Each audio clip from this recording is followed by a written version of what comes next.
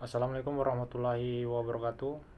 Perkenalkan, nama saya Warjon Tarigan, NIM 17067060 dari kelompok 7.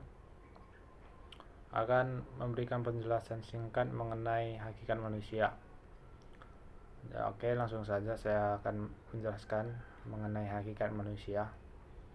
Secara umum, hakikat manusia adalah sebagai gagasan atau konsep yang mendasari manusia dan ekstensinya di dunia. Ekstensinya ini berhubungan dengan masa lalu untuk menjangkau masa depan, artinya menggunakan sebagai masa lalu sebagai acuan untuk mencapai masa depan yang nantinya bertujuan untuk mencapai tujuan dalam hidupnya. Manusia berada dalam perjalanan hidup, perkembangan dan pengembangan diri. Namun manusia di sini belum tuntas mewujudkan dirinya sebagai manusia. Pendidikan merupakan salah satu cara untuk mewujudkan diri seorang manusia. Pendidikan pada dasarnya adalah upaya untuk memanusiakan manusia. Manusia sudah dibekali dengan berbagai potensi dari dalam diri untuk menjadi manusia. Kemampuan itu hanya dapat dilakukan setelah kelahiran dalam perkembangan menuju kedewasaan dan tidak dibawa sejak lahir. Artinya perkembangan itu dilakukan sesuai dengan perkembangan pada manusia itu sendiri. Di sini juga pendidikan sebagai proses untuk mengubah sikap dan perilaku manusia, di mana kita tahu manusia memiliki kesadaran dan penyadaran diri yang mampu membedakan dirinya dengan segala sesuatu yang ada di luar dirinya. Manusia juga tidak mampu berpikir mengenai diri dan alam, tapi juga sadar dengan pemikirannya. Di sini juga manusia memiliki hasrat untuk mengetahui. Pendidikan juga berfungsi untuk menyadarkan manusia agar manusia mampu mengenal, melihat dan memahami realitas kehidupan yang ada di sekelilingnya. Manusia perlu mendidik diri sendiri karena manusia adalah sebagai manusia yang disebut dengan animal educable, yang artinya manusia yang berpendidikan, manusia yang berinteraksi, seolah manusia yang bereksistensi harus dapat menjadikan diri itu hakikatnya dalam manusia itu sendiri. Jadi sebaik dan sekuat apapun upaya pendidik dalam membantu peserta didik untuk membantunya menjadi manusia, tidak dapat dilaksanakan jika peserta didik itu tidak ingin mendidik diri sendiri. Artinya niat dari peserta didik itu tidak ada.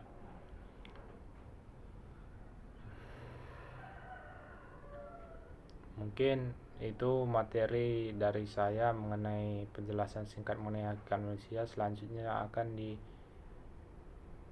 dilanjutkan materi selanjutnya oleh rekan-rekan saya dari kelompok 7.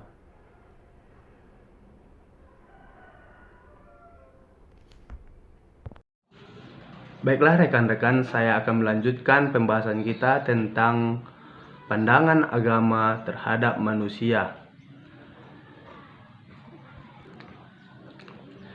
Di sini kita akan membahas apa-apa saja pandangan-pandangan agama-agama terhadap manusia itu sendiri. Baiklah, saya akan membahas satu persatu. Manusia itu sendiri bukan hanya makhluk rohani atau jasmani saja, tetapi gabungan keduanya, yaitu makhluk resultan atau makhluk yang jasmani dan rohani. Sebenarnya semua agama memandang manusia itu tinggi derajatnya dibandingkan oleh iblis, binatang ataupun malaikat. Manusia itu berakhlak, manusia itu berpikir dibandingkan binatang. Binatang tidak diberikan pikiran, tapi tidak diberikan otak.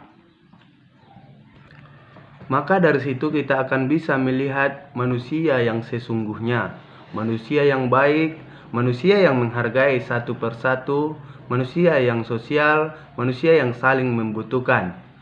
Baiklah, di sini saya akan membahas tentang bagaimana pandangan-pandangan agama satu persatu terhadap manusia itu sendiri. Yang pertama, agama Hindu.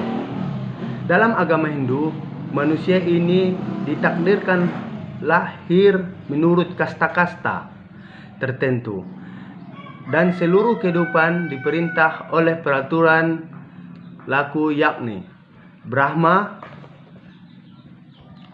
Ksatria, Kasta Waisya, Kasta Sutra. Brahma yaitu golongan pendeta sederajat walaupun tidak melebihi derajat daripada Tuhan-Tuhan.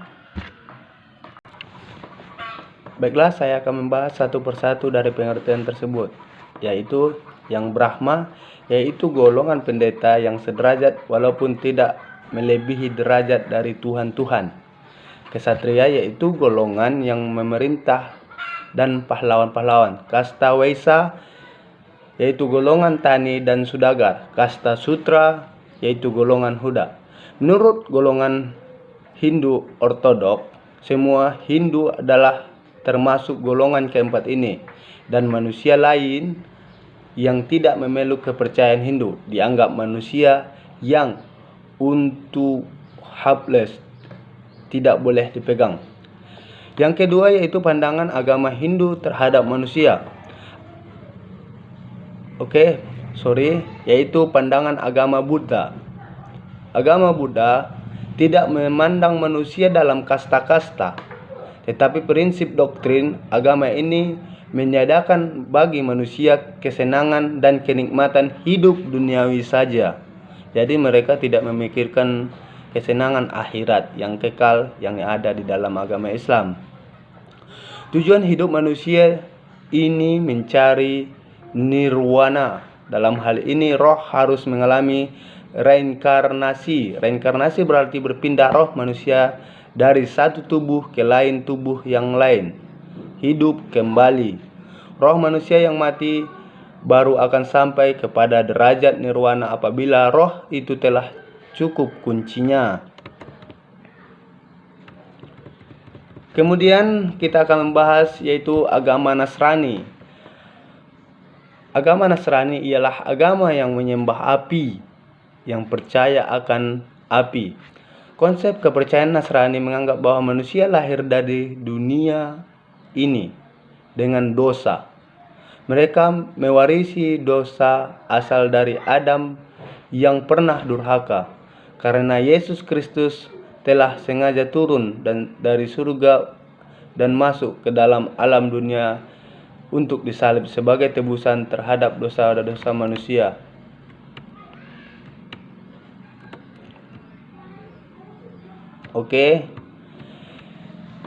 Sedangkan agama Kristen,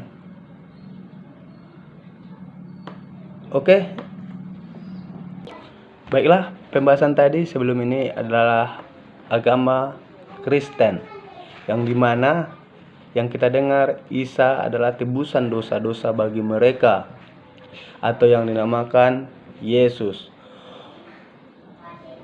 Walaupun cukup percaya saja atas persaliban itu, di samping itu agama Kristen mengenal sistem kependetaan. Orang-orang suci dan kepala-kepala gereja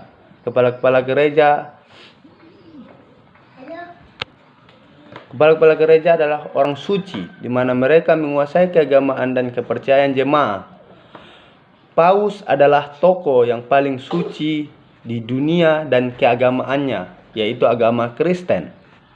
Dianggap sebagai wakil Tuhan yang memiliki kekuasaan atas iman dan hati manusia. Dia mempunyai kekuasaan otoriter dalam hal ketukan dan pengampuan. Baiklah, seterusnya kita akan membahas pandangan agama Islam terhadap manusia.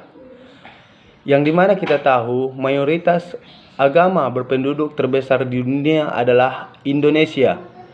Kita akan membahas bagaimana pandangan agama Islam terhadap manusia itu sendiri. Yang dimana kita mengetahui bahwa manusia itu diciptakan beribu-ribu tahun di surga, yang dimana manusia itu diambil dari tanah yang berwarna kuning atau tanah liat. Pada mulanya di surga, Allah mengatakan, saya mau menciptakan khalifah di muka bumi, kata Allah. Tetapi jin iblis berseteru, ya Allah, apakah engkau akan menciptakan seseorang yang akan menjadi perusak di muka bumimu, ya Allah, sedangkan kami yang selalu menyembahmu siang dan malam, kata iblis dan kata jin. Lalu Allah berfirman di dalam Al-Quran, Allah mengatakan, saya lebih tahu dari apa yang tidak kalian ketahui. Lalu mereka bersujud meminta ampun. Tetapi tidak lepas dari itu, maka Allah memberikan ruh dan memberikan pelajaran-pelajaran kepada Nabi Adam atau manusia pertama diciptakan. Manusia memberikan ilmu, Allah memberikan ilmu kepada Adam, yang dimana nama-nama pepohonan di surga, ilmu-ilmu dunia dan ilmu-ilmu yang ada di dalam, atau ilmu-ilmu yang dikuasai oleh jin dan iblis itu sendiri. Setelah diberikan pembelajaran, ilmu-ilmu telah dikuasai oleh Nabi Adam, maka Allah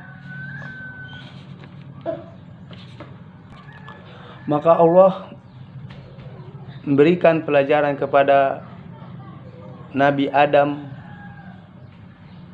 Maka Allah memberikan ujian kepada iblis-iblis itu sendiri. Wahai iblis, wahai malaikat, katakanlah apa-apa saja yang terdapat, apa-apa saja nama-nama tanaman yang terdapat di dalam surga ini. Tetapi malaikat mengatakan, ya Allah, sungguh saya tidak mengetahui kecuali Engkau, ya Allah, kecuali yang Engkau kasih beritahu kepada kami, ya Allah. Lalu diberitahukan kepelajaran ini kepada jin atau sejenisnya, tetapi jin juga tidak bisa menjawab. Lalu dari situ Allah menyuruh mereka untuk sujud, mengakui bahwa Adam adalah lebih tinggi ilmunya. Tetapi malaikat dan sejenisnya mau menyembah Nabi Adam, mau sujud kepada Nabi Adam. Tetapi jin tidak mau, dan jin mengatakan, saya lebih mau masuk neraka selamanya daripada harus sujud kepada Nabi Adam yang dia diciptakan dari tanah liat. Lalu Allah mencebluskan dia ke dalam neraka. Itulah pandangan-pandangan agama terhadap manusia itu sendiri. Assalamualaikum warahmatullahi wabarakatuh. Perkenalkan, nama saya Raffes Dwi Saputra, NIM 17067121. Saya dari kelompok 7 akan memberikan sedikit penjelasan tentang pandangan filsafat tentang manusia.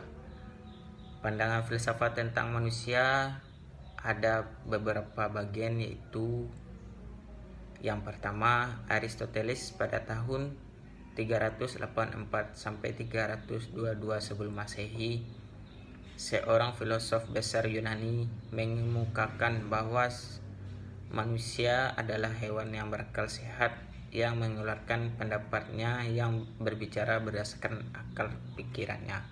Yang kedua, menurut Nietzsche bahwa manusia sebagai binatang kekurangan. Selain itu juga menyatakan bahwa manusia sebagai binatang yang tidak pernah selesai atau yang tak pernah puas. Yang ketiga, menurut Julian bahwa manusia tak ada bedanya dengan hewan karena manusia merupakan suatu mesin yang terus bekerja. Yang terakhir atau yang keempat yaitu menurut Ernest Haskell bahwa manusia merupakan animalisme, tak ada sanksi bahwa segala hal manusia sungguh-sungguh ialah binatang beruas tulang belakang, yakni hewan menyusui. Baiklah, sekian sedikit penjelasan dari saya. Assalamualaikum. Perkenalkan, saya dari kelompok 7 akan mempresentasikan hasil makalah yang saya bikin bersama rekan-rekan saya. Baik, perkenalkan, saya Supriyadi akan membahas tentang pandangan pengetahuan tentang manusia. Pengetahuan merupakan filsafat khusus yang membahas sebagai macam-macam hal. Berdasarkan dengan ilmu pengetahuan sebagai filsafat ilmu pengetahuan berusaha membahas ilmu pengetahuan sebagai objeknya secara rasional, presis, logis, dan otomatis. Menyeluruh mendasarkan filsafat ilmu pengetahuan membahas memperoleh pemahaman tentang ilmu pengetahuan secara jelas, benar, dan lengkap, serta mendasarkan untuk mendapat merupakan kerangka pokok serta unsur-unsur hakiki yang karyanya menjadi ciri khas dan ilmu pengetahuan yang sebenar-benarnya, sehingga kita dapat menentukan identitas ilmu pengetahuan dengan benar dan menentukan mana yang termasuk ilmu pengetahuan dan mana yang tidak termasuk dalam lingkungan hidup pengetahuan. Filsafat yang mendasari semangat mencari kejelasan, kebenaran, serta kebijaksanaan. Tentu saja kita puas terhadap kebiasaan serta mendapat pendapat yang ditemukan sebagai saja tanpa kecuali.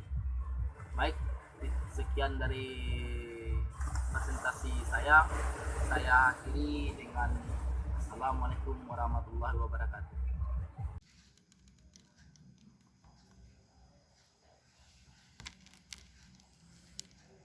Baik, Assalamualaikum warahmatullahi wabarakatuh.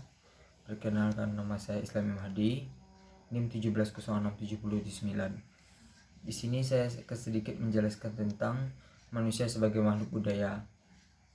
Manusia sebagai makhluk budaya, manusia memiliki inisiatif kreatif dalam menciptakan kebudayaan, hidup berbudaya dan membudaya. Kebudayaan bertautan dengan kehidupan manusia sepenuhnya. Kebudayaan menyangkut sesuatu yang nampak dalam bidang eksistensi setiap manusia. Menurut M. Kasir menegaskan bahwa manusia tidak menjadi manusia karena sebuah faktor dalam dirinya, seperti misalnya naluri, akal, budi, melainkan fungsi kehidupannya, yaitu pekerjaan dan kebudayaan. Sebagai yang telah dinyatakannya, kebudayaan memiliki fungsi positif bagi kemungkinan eksistensi manusia. Namun demikian pula, apabila kurang bijaksana dalam mengembangkannya, kebudayaan dapat menimbulkan kekuatan yang mengancam eksistensi manusia. Mungkin sekian dari saya. Assalamualaikum warahmatullahi wabarakatuh.